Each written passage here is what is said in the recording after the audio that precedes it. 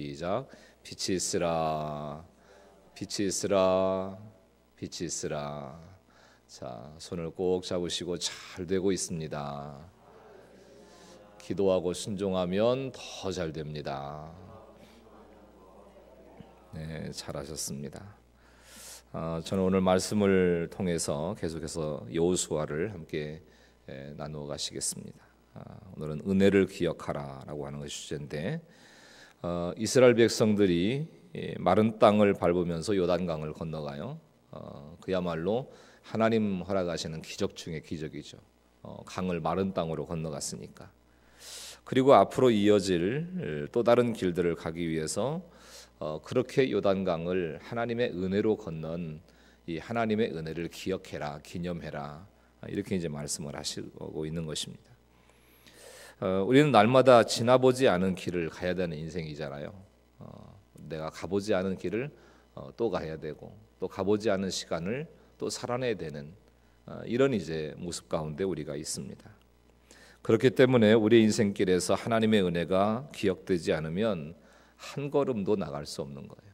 그래서 하나님께서 이제 제 마음 속에 부어주시는 찬양 가운데 은혜가 아니면 나 어찌 살리요, 은혜가 아니면 나 어찌 가리요, 은혜가 아니면 나 어찌 말하겠느냐, 이런 이제 찬양의 마음을 제 마음속에 늘 이렇게 들려주시고 흥얼거리고 이렇게 이제 다니게 하시는 것 같아요.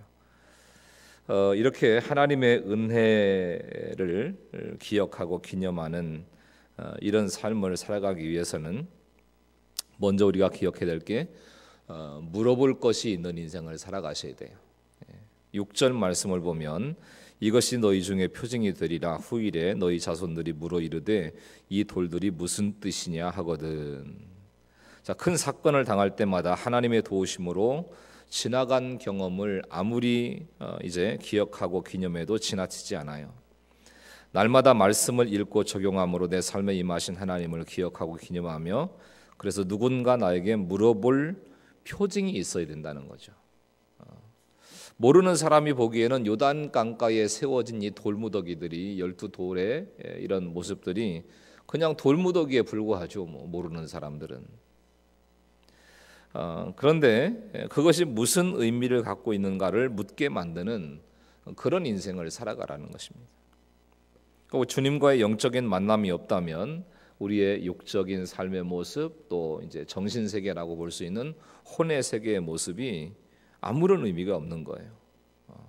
그래서 독수리가 자기 새끼를 떨어뜨리는 것처럼 내가 떨어질 때마다 하나님께서 개입하시고, 그래서 하나님의 역사를 경험하는 인생은 무조건 어떤 경우에도 복된 인생인 거예요. 내 인생 속에 하나님이 개입하셨다, 하나님이 함께 하셨다, 이런 인생을 살아가는 것은 무조건 복되고 아름다운 인생이라는 거예요. 그래서 물어볼 것이 있는 인생 살아가야 되고, 독수리가 절벽에서 떨어지듯이 수많은 떨어짐의 사건 속에서 살아난 이야기를 해야 된다는 거죠. 내가 지금 잘 먹고 잘 산다 이런 얘기를 하는 게 아니라 내가 수없는 이제 고통과 사건 속에서 살아난 얘기. 이삭의 아들 에서는요, 사냥도 잘했고 또 얼굴도 굉장히 남성스러워서 굉장히 인기가 많았던 그런 이제 사람이었고, 또 사냥감을 가져다가 별미를 만들어서 그 아버지를, 이삭을 기쁘게 해드리는 효자였습니다. 그런데 자기 능력으로 사냥하고 자기 힘으로 효도하니까 에서에게는 문제가 뭐냐면 하나님이 절실하지 않은 거예요. 내가 능력이 있으니까, 내가 힘이 있으니까, 내 힘 가지고 얼마든지 살 수 있다는 생각이 드니까 하나님이 절실하지 않은 거예요. 반면에 야곱은요, 형을 속이죠, 돈 좋아하죠, 또 여자도 좋아합니다. 그래서 외삼촌 라반에게 가서 속습니다. 야곱 자신의 힘으로는 돈도 끊을 수가 없고 여자도 끊을 수가 없고 하니까 저절로 하나님을 의지할 수밖에 없는 거예요. 그래서 야곱은 어떻게 보면 기념할 것이 많은 인생인 겁니다. 내 연약함이 많았기 때문에. 12지파를 의미하는 12돌을 쌓은 길갈이 진짜 중요한 이유가 뭐냐면 모든 수치가 물러간 곳이기 때문에 그래요. 여호수아 5장 9절 말씀을 보니까 같이 한번 읽겠습니다. 화면 보시고 시작. 여호와께서 여호수아에게 이르시되 내가 오늘 애굽의 수치를 너에게서 떠나게 하였다 하셨으므로 그곳 이름을 오늘까지 길갈이라 하느니라. 그러니까 야곱은요 수치스러운 게 많은 인생이었어요. 그러나 그의 모든 수치가 성경을 통해서 우리에게 알려지고 기념되었기 때문에 은혜가 되는 거예요. 내 수치를 기념하는 것, 그것이 길갈의 의미인 것입니다. 요단에 빠져 죽을 수밖에 없는 나를 하나님이 살려내셨다. 내가 여자 문제, 돈 문제, 또 내 욕심 때문에 죽을 뻔했는데 하나님이 살려주셨다라고 하는 고백이 영영이 기념된다라고 하는 거예요. 또 오늘 본문 7절에 보면 그들에게 이르기를 요단물이 여호와의 언약궤 앞에서 끊어졌나니 곧 언약궤가 요단을 건널 때에 요단물이 끊어졌으므로 이 돌들이 이스라엘 자손에게 영원히 기념이 되리라 하라 하니라. 자, 하나님께서 우리에게 기적을 베푸시는 이유가 뭐냐면 그 기적을 전하라는 거예요. 하나님께서 내 인생 가운데 이런 기적을 행하셨다라고 하는 것을 전하라는 겁니다. 자, 저에게도 여러 가지 이제 때가 있었어요. 학생의 때가 있었고 또 자녀로서의 삶을 살아가는 자녀의 때가 있었고 또 이제 선친과 장인의 이제 좀 이른 그 돌아가시는 사건들, 그런 이제 죽음의 때, 또 개척교회를 이제 섬기면서 살아가는 개척교회 목회자의 때, 또 부목사의 때, 또 농촌교회를 섬겨야 되는 이런 이제 목회자의 때, 이런 여러 때들이 있었는데 제 인생의 그 때마다 건너야 될 요단이 있었어요. 그냥 저절로 모든 인생이 사라진 게 아니고 건너야 될 때가 있어요. 요단이 있었다는 거죠. 그때마다 그 요단물이 끊어지는 역사를 하나님께서 행하시더라는 거죠. 요단물이 끊어지는. 그래서 인생마다 집집마다 믿음의 스토리가 있을 거예요. 오늘 내가 할 일은 모든 기회를 이용하고 무엇을 통해서든 그것을 기념하는 것, 굉장히 중요한 부분인 것입니다. 내 수치와 죄가 어떻게 굴러갔는지, 우리 집안이 하나님으로 인해서 어떻게 살아왔는지를 물어볼 것이 있고 대답할 것이 있는 인생이 되어야 된다는 거예요.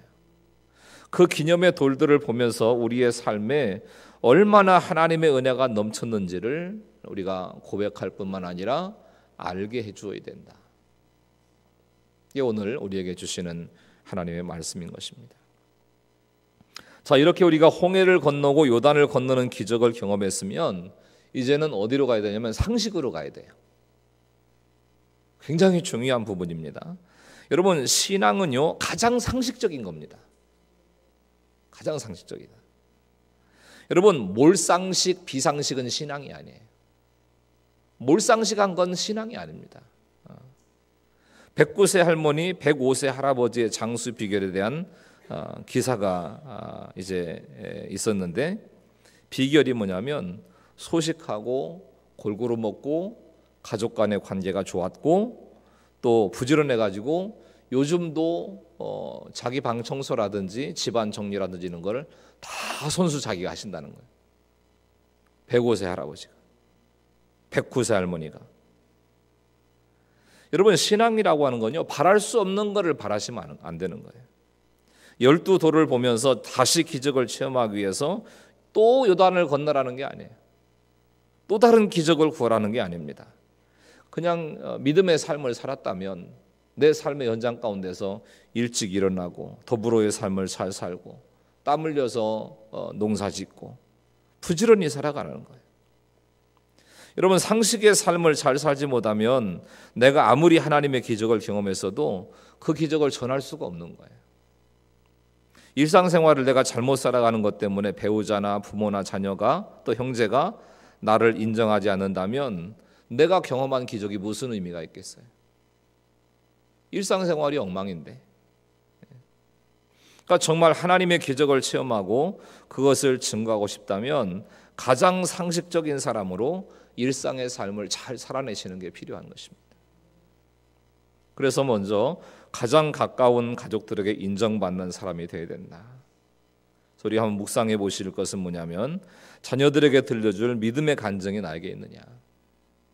뭐 그냥 먹고 사는 거 이상 다른 거 생각해 본 적이 없고 하나님 앞에서 했던 믿음의 이런 모습들을 이야기해 줄 수 있는 이런 간증거리들이 있는가, 그리고 그것을 나누면서 기념하고 있는지, 이런 부분들을 우리가 한번 생각해 보셔야 돼요. 그리고 8절부터 9절 말씀은 이스라엘 자손들이 여호수아가 명령한 대로 행하되 여호와께서 여호수아에게 이르신 대로 이스라엘 자손들의 지파의 수를 따라 유단 가운데서 12돌을 택하여 돌 12를 택하여 자기들이 유숙할 곳으로 가져다가 거기에 두었더라. 9절 다 같이 여호수아가 또 요단 가운데 곧 언약궤를 맨 제사장들의 발이 선 곳에 돌 12를 세웠더니 오늘까지 거기에 있더라. 자, 12돌은요 이스라엘의 12지파를 의미한다는 거 여러분 잘 아시죠? 내가 가져다 둬야 될 돌은 과연 어떤 것일까? 어떤 돌일까? 요단물이 끊어진 그곳, 하나님의 기적이 일어난 그곳에서 취한 돌이에요. 언약궤를 맨 제사장들, 말씀을 가진 이들의 발이 굳게 선 곳에서 취한 돌입니다. 자, 이제까지 광야에서 유목민으로 살다가 가나안 땅에 들어가서 직접 땅을 경작해서 먹고 살아야 돼요. 이제는 자기들이 농사를 지어서 먹고 살아야 됩니다. 낯선 땅에서 처음으로 농사를 짓는데 모르는 것도 많고 어려운 점도 많았을 거예요. 그러니 농사가 잘 안 될 때마다 풍요의 신 바알에게 무릎을 꿇고 싶어지는 거예요. 비가 안 올 때마다 바알에게 가서 기도하고 묻고 싶어집니다. 그런 마음이 들 때마다 이 길갈을 기억하라는 거예요. 길갈의 현장. 길갈에 가서 쌓인 12돌을 바라보면서 하나님을 기억하라는 거죠. 하나님께서 너희를 어떻게 인도해 오셨는지, 요단강을 어떻게 건너게 하셨고 그 요단의 물이 어떻게 끊어졌는지를 기억하라는 거예요. 안 지어본 농사를 지어서 먹고 살아야 되는데 목구멍이 포도청인지라 타협할 일이 얼마나 많았겠어요. 살아본 적도 없는 땅이고.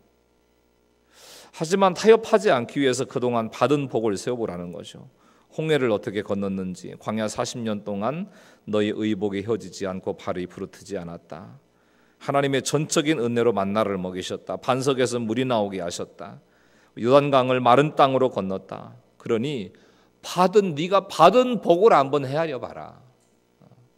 어떤 복을 누리고 살아왔는지. 여러분, 사랑의 특징은 기억하는 거예요. 기억하는 거예요. 사랑하면 그 사람의 모든 것을 기억하게 되고 기억하려고 애를 씁니다. 그런데 이 기억이라고 하는 것은 저절로 되는 게 아니거든요. 기억하려고 노력해야 돼요. 보통 연애할 때는 우리 만난 지 100일이야. 우리 만난 지 200일 됐어. 뭐 300일 됐어. 500일 기념일이야. 뭐 이런 것들을 잘 기억하고 챙기다가 결혼하면요. 생일도 잊어버릴 때가 많아요. 생일도. 자, 하나님의 은혜를 기억하라고 하는 말씀이 성경에 수도 없이 반복되는 것은 우리가 너무나 잘 잊어버려서 그래요. 조금 뭐가 잘 풀리잖아요. 내가 잘나서 그런 것 같아요. 내가 똑똑해서 그런 것 같고. 남편이 결혼 기념일을 잊어버렸다고 치사한 것에 막 목숨 걸어가지고 이제는 변했다고, 결혼 기념일도 잊어버리고 생일도 잊어버렸다고, 그런 치사한 것에 목숨 걸지 말고요. 생명의 주인이신 예수님, 나를 살리신 하나님만 기억하면 되는 줄로 믿습니다. 은혜를 기억하면 되는 거예요. 그러면 더 이상 억울할 것도 없고 서운할 것도 없어요. 막 부모가 어떻게 나한테 이럴 수 있냐, 내가 자식을 어떻게 키웠는데 나한테 이럴 수 있냐, 이러면서 서운할 것도 없고요, 억울할 것도 없는 거예요. 생명의 주인, 나를 살리신 하나님, 그 은혜를 기억하는 것이 우리의 모든 인생을 더욱더 복되게 만드는 지름길이다라고 하는 거죠. 자, 10절을 보겠습니다. 또 여호와께서 여호수아에게 명령하사 백성에게 말하게 하신 일, 곧 모세가 여호수아에게 명령한 일이 다 마치기까지 궤를 맨 제사장들이 요단 가운데 서 있고 백성은 속히 건넜으며. 자, 이 요단강을 건너는 사람들 가운데는 하여튼 다양한 사람들의 그 군상들이 있죠. 그들 가운데는 부도난 사람도 있고 또 이제 아무도 모르지만 바람 피운 사람도 있고 알코올 중독자도 있고 또 이런저런 사연과 사건이 많아요. 가난한 사람도 있고 성격이 못된 사람, 또 입만 열면 거짓말이 흘러나오는 사람, 뭐 별별 사람들이 많이 있어요. 근데 이 모든 사람들이요, 이스라엘 공동체 가운데 속해 있다라고 하는 이 사실 하나만으로 그냥 묻어가지고 요단강을 다 건너갔어요. 내가 이스라엘 공동체 가운데 속해 있다라고 하는 것 때문에 요단강을 건너간 거예요. 누군가 앞장서서 건너가니까 그냥 따라서 건너간 거예요. 따라서. 그런데 제사장들은 요단 가운데 서 있고 백성은 속히 건넜다 이렇게 있는데, 이 속히 건넌 사람들은 어떻게 보면 특별하지 않은 사람들일 수 있는 거예요. 막 너무너무 잘났고 똑똑하고 돈 많고 뭐 이제 아는 것이 많고 이런 사람들이었다면 모세의 수종들던 어떻게 보면 이제 모세의 부한 거죠, 요수아가. 근데 그 요수아만 믿고 그렇게 막 속히 건널 수가 있겠습니까? 요수아가 만약에 틀렸으면 어떡하냐, 모세도 아닌데, 이런 의심이 있을 수도 있고, 또 강물이 다시 넘치면 어떻게 하냐, 이게 자연현상이 잠깐 일어나서 물이 끊어졌는데 우리가 건너가는 동안에 막 물이 다시 확 흘러버리면 우리 다 죽는 거 아니냐. 내가 저 사람을 어떻게 믿고 따라가냐. 막 똑똑하고 잘난 사람들은요, 막 이렇게 따지고 또 확인하고 이렇게 하느라고 속히 못 건넜을 거예요. 사람들이 건너가는 거 보고 확인하고, 아, 안전하군, 건너가도 되겠군, 이렇게 판단이 서면 건너려고 했다는 거죠. 그러니까 잘난 사람은 속히 따라가기가 쉽지가 않아요. 다 따져봐야 되니까. 그래서 진짜 믿음 안에서 강한 사람은요, 잘난 사람이 아니에요. 자기 생각이 많은 사람, 용모가 좋은 사람, 학벌이 좋은 사람, 돈 많은 사람이 아닙니다. 로마서 15장 1절에 믿음이 강한 우리는 마땅히 믿음이 약한 자의 약점을 담당하고 자기를 기쁘게 하지 않을 것이라 말씀하신 말씀처럼, 연약한 자의 약점을 담당하는 우리, 강한 우리가 있는 사람이 강한 사람이에요.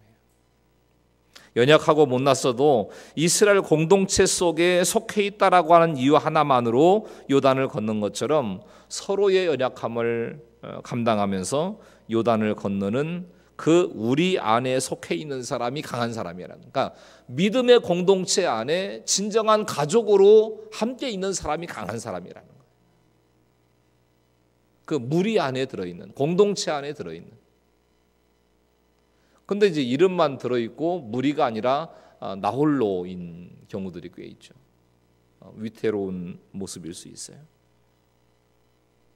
이어지는 11절, 모든 백성이 건너가기를 마친 후에 여호와의 궤와 제사장들이 백성의 목전에서 건넜으며.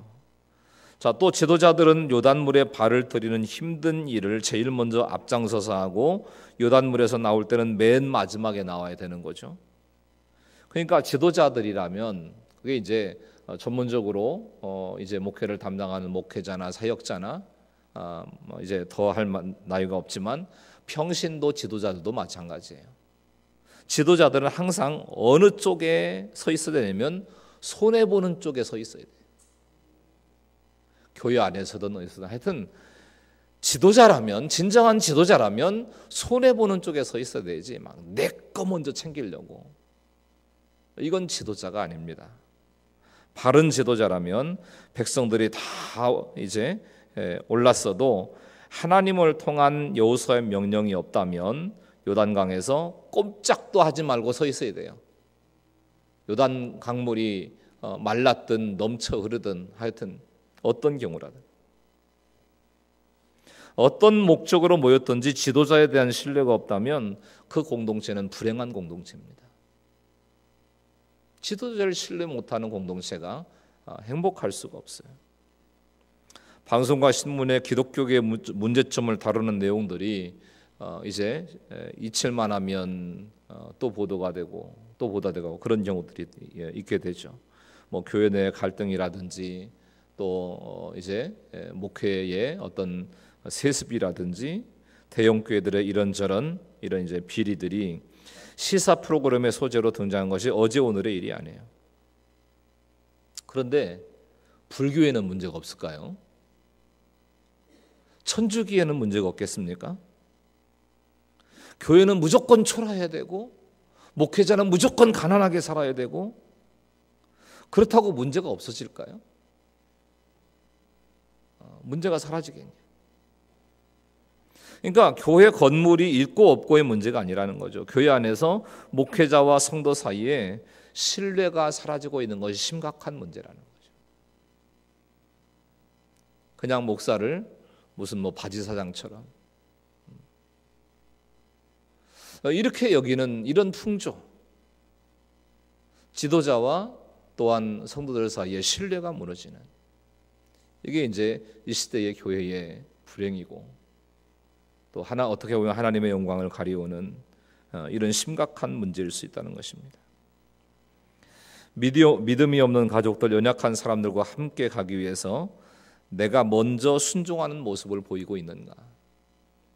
가정 안에서, 교회 안에서 우리가 살아가는 삶의 현장 가운데 내가 먼저 순종하는 모습을 보이고 있냐? 네가 먼저 순종해봐라, 그럼 나도 순종할게. 이건 믿음도 아니에요. 항상 지도자는 내가 먼저 순종하고 늘 손해보는 자리에서, 이게 이제 중요한 부분들인 거죠.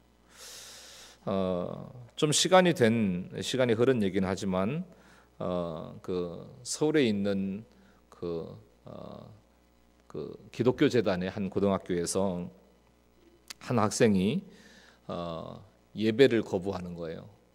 우리는 헌법에 종교의 자유가 명시되어 있는데 학교에서 무조건 반강제적으로 예배를 드리라라고 하는 것은 이건 종교의 자유를 침해하는 거다. 그러면서 단식까지 했던 일이 있었습니다. 이게 이제 사회적인 이슈가 되면서 학생들에게 예배를 강요하면 안 된다라고 하는 교육부의 방침이 내려지게 되죠. 언론들은 일찍 이렇게 보도를 합니다. 한 어린 학생의 외로운 투쟁이 마침내 세상을 바꾸기 시작했다. 그 고등학교는 수많은 기독교 지도자들을 배출한 그야말로 기독교 명문 학교였습니다. 조선시대 가난하고 황무했던 우리나라에 선교사들이 들어와서 학교를 세우고 병원을 세워서 우리가 이만큼 교육을 받고 발전할 수 있었어요. 5,000년 역사 가운데 계속해서 세계 최고의 빈곤국이었던 조선, 이 나라에 예수 그리스도의 복음이 들어와서 그래도 하나님께서 은혜를 주시고 복을 허락해 주시면서 경제적인 이런 이제 풍요까지 허락해 주셨습니다. 근데 그런 사실들을 사람들이 인정하지 않으려고 하고 기억하지 않으려고 해요. 내가 잘나서 잘 먹고 잘 살게 된 줄 아는 거죠. 나중에 알고 보니까 이 예배를 강요하지 말라고 단식까지 했던 학생은 여호와의 증인에 속한, 여호와의 증인 이단에 속한 이런 학생이었고, 그 배후에서의 이제 이런저런 훈련을 받은 그런 학생이었습니다. 닥터 홀이라고 하는 분의 조선회상이라고 하는 이제 책이 출판된 적이 있습니다. 의료 선교사였던 홀은 부인 로제타 홀과 함께 전염병을 치료하고 자기 피부를 떼서 수술을 해주고 하는, 그야말로 그리스도의 사랑을 실천하는 의료 선교사였습니다. 그러다가 3년 만에 남편 제임스 홀이 전염병으로 죽었고 어린 딸도 죽습니다. 그런데 아들 셔우드 홀이 미국에 가서 의학 공부를 하고 의사가 돼서 역시 의사였던 부인과 함께 다시금 조선 땅을 찾아요. 자기들의 어떤 야망과 야심과 이런 걸 이루려고 했다면 그렇게 세계에서 가장 빈곤한 나라 중에 하나인 조선 땅을 또다시 찾을 이유가 없어요. 그 형제도 죽고 아버지도 어머니도 이제 잃어버렸던 땅인데, 일제감정기인 1940년 셔우드홀 부부가 한국에서 추방을 당합니다. 그 후 셔우드홀은 인도로 가서 25년 동안 세계 선교를 했고 또 우리들에게는 잊혀진 사람이 되었습니다. 어떤 사역을 했는지 다 잊어버리고 있었어요. 우리나라 결핵 퇴치를 위해서 크리스마스 씨를 팔고 전 세계에 도움을 요청한 사람인데 대한결핵협회에 그의 사진이 걸려 있어도 그 사람이 미국 사람인지 캐나다 사람인지 죽었는지 살았는지 1984년 조선회상이라고 하는 책이 발간되기까지는 아무도 이분에 대한 관심도 없었고 기억하는 사람도 없는 거예요. 근데 제임스 홀의 부인 로제타 홀, 아들이 셔우드 홀과 그의 부인 메리안도 미국의 양로원에서 죽음을 맞이합니다. 1984년 책이 나오면서 한국에 초청하려고 찾아갔더니 자신을 추방한 나라인데도 너무너무 기뻐하면서 오고 싶어 했다는 거죠. 그런데 한국에 입고 올 옷 한 벌이 마땅한 옷 한 벌이 없더라는 거예요. 그러니까 주의 일이라고 하는 것은 그렇게 이 땅에서의 상급은 바랄 수 없는 것인지도 모르겠어요. 이 땅에서는. 그래서 더욱더 하나님 나라만 고대하게 되는 것이 진정 사역자의 길이 아닌가. 셔우드 홀은 98세에 죽으면서 한국의 양화진에 묻히기를 바랐고 그의 바람대로 지금 양화진의 아버지 제임스 홀, 어머니 로제타 홀, 또 여동생과 함께 이렇게 묻혀 있는 이제 사람들입니다. 우리가 이 땅에 살아가면서 이런 수많은 믿음의 희생과 섬김과 또 이제 하나님을 향한 순종이 있었기 까닭에 오늘의 우리가 있는 거고 지금 우리의 삶이 있는 것인데 이걸 모르고 다 부정해 버리려고 그래요. 그리고 인간이 잘나서 그랬다는 거예요. 사람이 대단해서 그렇다는 거예요. 여러분, 하나님의 은혜를 기억할 수 있는 저 여러분 모두가 될 수 있기를 축복합니다. 하나님의 은혜를 기억해야 돼요. 12절 13절입니다. 루벤 자손과 갓 자손과 므낫세 반 지파는 모세가 그들에게 이른 것 같이 무장하고 이스라엘 자손들보다 앞서 건너갔으니 무장한 4만 명가량이 여호와 앞에서 건너가 싸우려고 여리고 평지에 이르니라. 자, 이게 무슨 얘기냐면 루벤 자손과 갓 자손과 므낫세 반 지파는 요단 동편의 기업을 먼저 받았어요. 그러니까 그 요단을 건너기 이전에 동편에 먼저 기업을 받은 거예요. 그렇기 때문에 약속대로 앞장서서 건넜습니다. 먼저 하나님의 은혜를 받은 성도는 항상 앞장서서 가는 삶이 필요한 거예요. 앞장서서. 하나님의 은혜로 돈을 주시고 자식을 주시고 학력을 주셨다면 내가 누리는 것을 하나님의 일을 위해서 아낌없이 드릴 수 있어야 되는 겁니다. 대학에 합격만 하면, 취업에 성공만 하면, 사업이 잘 되면, 일이 잘 풀리면 하나님께 영광을 올려드리겠습니다. 이렇게 기도하죠. 보통 우리가. 하나님이 온 사업만 대박나게 해주시면, 이번 문제만 해결해 주시면. 그리고 응답을 받으면 처음에는 열심히 해요. 하나님께서 길을 열어주셨구나, 하나님께서 문을 열어주셨구나, 해결해 주셨구나, 예배도 열심히 드리고 봉사도 열심히 하고 11조도 망설임이 없어요. 루벤과 요단 동편 지파들도 처음에는 약속을 잘 지켰습니다. 그러던 그들의 후에는 달라집니다. 자, 오늘 말씀에 보면 무장한 4만 명가량이 건너갔다 이렇게 말씀했는데 요단을 건너기 전에 루벤 자손 중에서 전쟁에 나갈 사람을 이제 계수해 보니까 민수기 26장 7절에 43,760명이에요. 43,760명. 근데 어느새 3,000명가량이 빠졌어요. 우리가 앞장서서 건너겠다고 그랬는데 전쟁에 나갈 수 있는 20세 이상의 이런 사람들이 43,730명이었는데 그러니까 앞장서서 싸우겠다고 큰 소리 땅땅 쳤는데 벌써 마음이 달라져 가지고 3,000여 명이나 빠져버린 거예요. 다른 지파들은 길이 없으니까 돌아갈 길이 어디 있어요. 그러니까 무조건 건너간 거예요. 아이까지. 그런데 동편의 먼저 기업을 차지한 지파들은 아이와 부녀들은 남겨두고 남자들 중에서 3,000여 명이 빠진 거예요. 힘들고 어려우면 저절로 요단을 건너가는데 먼저 땅을 취한 기득권자들은 그렇게 속히 요단강을 건너가는 것을 힘들어한다는 거죠. 왜냐하면 하나님 말고 다른 살 길이 보이는 거예요. 하나님이라고 하는 길 말고 돈이라고 하는 길도 보이고 내 힘이라고 하는 길도 보이고 내 명예라고 하는 길도 보이는 거예요.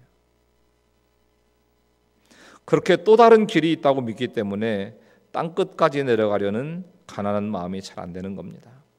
다른 사람 얘기가 아니라 제 얘기입니다. 제 얘기. 하나님 저에게 많은 기업을 얻게 하셨습니다. 가장 큰 기업은 부족한 저를 사용하셔서 말씀을 수종들게 하는 이런 영광스러운 직분을 허락해 주셨고, 그래서 한 교회를 섬기면서 특별히 60여 년 된 교회를 담임하고 섬긴다는 것은 저는 그렇게 믿습니다. 하나님께서 보통 목사에게 맡기지 않는 특별한 사명이다. 저는 그렇게 믿어요. 또 한 아내의 남편으로 두 아이의 아버지로 삼아주셨습니다. 제가 무슨 엄청나게 유명세를 타는 목사는 아니지만 그래도 꽤 많은 사람에게 알려진 그런 삶을 살고 있습니다. 자, 이렇게 먼저 받은 기업이 있는 사람이기 때문에 낙오되는 3,000명 가운데 속할까 봐 두렵고 떨리는 마음이 있는 거예요. 여러분, 믿을 만한 인생이 어디 있겠습니까? 저 역시 장담할 수 있는 사람이 아니에요. 그저 겸손하게 하나님의 말씀만을 붙잡고 갈 뿐이죠. 하나님의 인도하심만을 바라보면서 갈 뿐입니다. 요단 동편의 지파들처럼 먼저 받은 지식과 건강과 물질이 있으신가요? 그것으로 남보다 앞장서서 해야 될 일이 무엇인가를 생각해 보셨습니까? 그냥 나 혼자 잘 먹고 잘 살다가 끝나면 그만이냐? 하나님이 주셨으면 뭔가를 하라고 주셨을 텐데 그냥 움켜쥐고만 있고 이렇게 살아가는 것은 이 낙오되는 먼저 받은 기업 때문에 낙오하는 3,000명 속에 속하는 이런 모습일 수 있다는 거죠.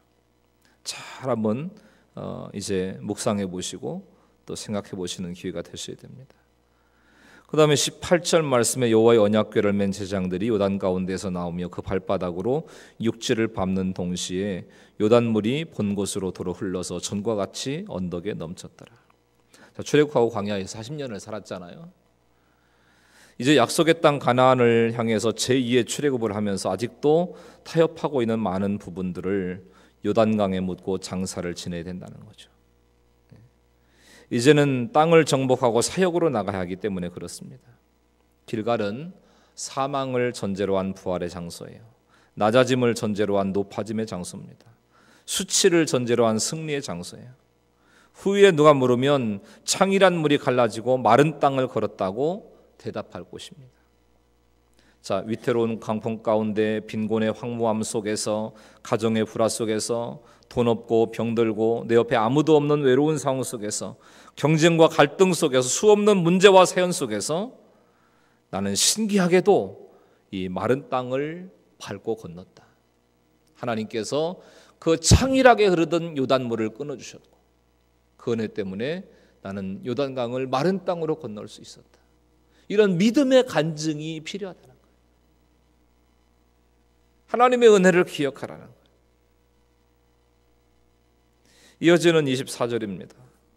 이는 땅의 모든 백성에게 여호와의 손이 강하신 것을 알게 하며 너희가 너희 하나님 여호와를 항상 경외하게 하려 하심이라 하라. 자, 요단을 건넌 일을 기념하게 하신 이유는 여호와의 손이 강하심을 알게 하기 위함이라는 거예요. 여호와의 손이 능하심을 알게 하기 위해서였다. 우주를 창조하신 하나님께서 뭘 못하시겠어요? 전서 12장 1절 말씀에는 너는 청년의 때에 너의 창조를 기억하라고 했습니다. 여기서 창조자를 기억하라라고 하는 원문의 의미가 뭐냐면 나는 오늘 죽을 수도 있다라고 하는 것을 생각하라는 거예요. 나는 오늘 죽을 수도 있다. 물고기 지능이요 0.4래입니다. 기억력은 3초래요. 그러니까 3초 전에 낚시에 달린 미끼를 물었다가 밥상 위에 매운탕이 될 뻔했는데 3초가 지나고 나서 그 미끼를 또 문다는 거예요. 잊어버리니까. 기억력이 3초니까. 그러니까 무슨 얘기를 드리려고 그러냐면 결국 하나님의 은혜를 기억하지 못하는 건 죽음이에요. 이렇게 놀라운 은혜를 주셨는데, 이렇게 신비한 은혜를 내게 허락해 주셨는데 그 은혜를 기억하지 못하고 살아가는 것은 물고기가 자기가 죽을 수밖에 없는 미끼를 물었다가 살아난 게 3초 전인데 그거를 잊어버리고 또 미끼를 무는 것 같다는 거죠. 예루살렘의 유대인 600만 명 추모의 기념관을 세웠습니다. 근데 가스실의 기억을 이제 잊어버리고 건물 자체로만 기념한다면 고통은 반복될 수밖에 없는 거죠. 하나님을 기억하지 못하는 인생은 그 누구라도 망할 수밖에 없습니다. 겉모습으로 보기에 흥하는 것처럼 보이고 겉모습으로 보기에 넉넉한 것처럼 보여도 그게 승리한 인생이라고 얘기할 수 없어요. 하나님의 은혜를 기억하는 인생. 비록 약하고 가난하고 힘들고 어려운 인생의 걸음걸음들을 살아간다 할지라도 하나님의 은혜가 내 인생 속에 선명하고 그 은혜를 전하고 선포할 수 있는 인생이 진정으로 승리한 인생이다. 여러분, 올바른 기억과 올바른 기념을 하셔야 됩니다. 제임스 홀, 로제타 홀, 그 딸과 아들 셔우드 홀, 그의 부인 메리안, 이들의 피를 기억해야 돼요. 이 세계 최 빈국인 이 조선 땅에 그들이 뭘 기대하고 들어왔을까? 의료 선교사였다면 얼마든지 부유하고 편하고 넉넉하게 살 수 있는 삶이 보장된 사람들이, 지금도 의료계에 종사하시는 분들이 그래도 비교적 넉넉한 삶을 살아가고 계시죠. 근데 심지어 1800년대였다면 그 당시에 의료계에서 일을 했다면 말할 수 없는 대우를 받을 수 있었던 사람들이었습니다. 그러나 그들이 예수 그리스도께서 흘리셨던 그 피 때문에, 베푸셨던 그 은혜 때문에 이 땅에 동일한 피를 흘렸던 거예요. 내가 어떻게 요단을 건너서 가나안 땅에 발을 디뎠는지를 기억하고 요단강에 세우라고 하신 12도를 기억하셔야 됩니다. 가정 가운데서, 직장과 학교 가운데서, 세상에서, 또 우리의 내면 가운데서 수많은 전쟁을 만날 때마다 길갈의 현장을 찾아가는 게 중요합니다. 내 수치가 물러간 것. 그리고 그 하나님께서 부어주셨던 승리와 은혜와 구원과 하나님의 그 변함없는 사랑의 모습을 기억하면서 다시 전쟁 가운데 임하셔야 되는 거예요. 그것이 이 돌들이 무엇이냐고 묻는 자녀들에게 들려줄 대답인 것입니다. 여러분, 그 대답을 가진 자라면 어떤 전쟁에서도 승리할 수 있어요. 하나님의 은혜를 기억하는 자는 어떤 전쟁 가운데서 승리할 수 있다. 왜냐하면 하나님께서 함께 계시기 때문에. 하나님이 함께 계시는 인생보다 더 강한 인생이 없어요. 그 하나님께서 여러분과 동행하시는 놀라운 은혜와 복이 함께 하실 수 있기를 예수님의 이름으로 간절히 축원합니다. 할렐루야.